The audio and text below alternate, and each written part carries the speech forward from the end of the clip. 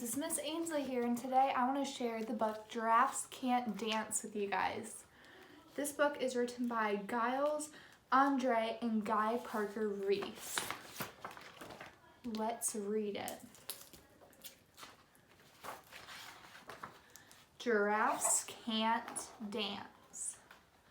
Gerald was a tall giraffe whose neck was long and slim, but his knees were awfully crooked and his legs were rather thin.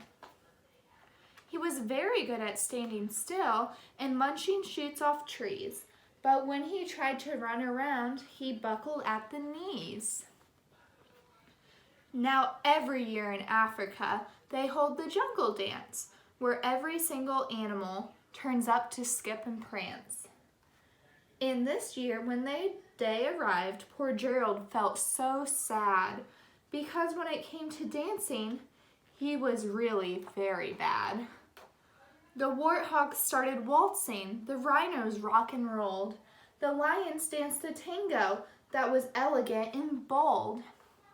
The chimps did a cha-cha-cha with a very Latin feel, and the 8 baboons then teamed up for a splendid Scottish reel. Gerald swallowed bravely as he walked towards the floor, but the lions saw him coming and they soon began to roar. "Hey, look at the clumsy Gerald," the animals all sneered.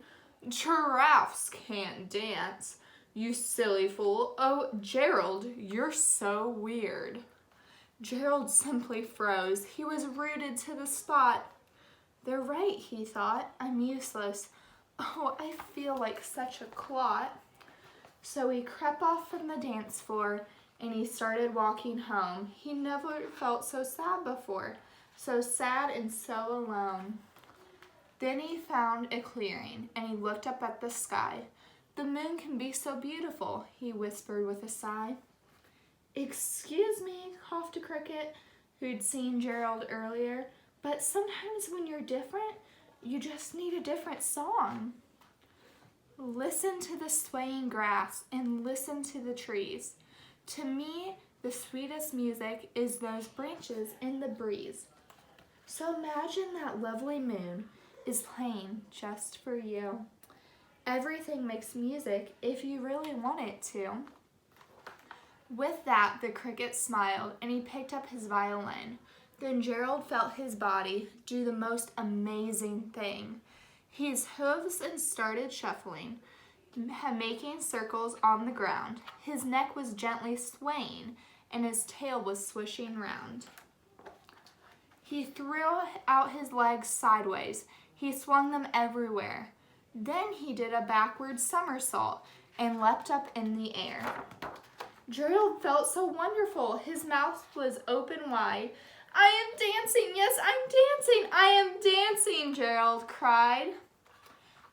Then, one by one, each animal who'd been at the dance arrived while Gerald boogied on and watched him, quite entranced.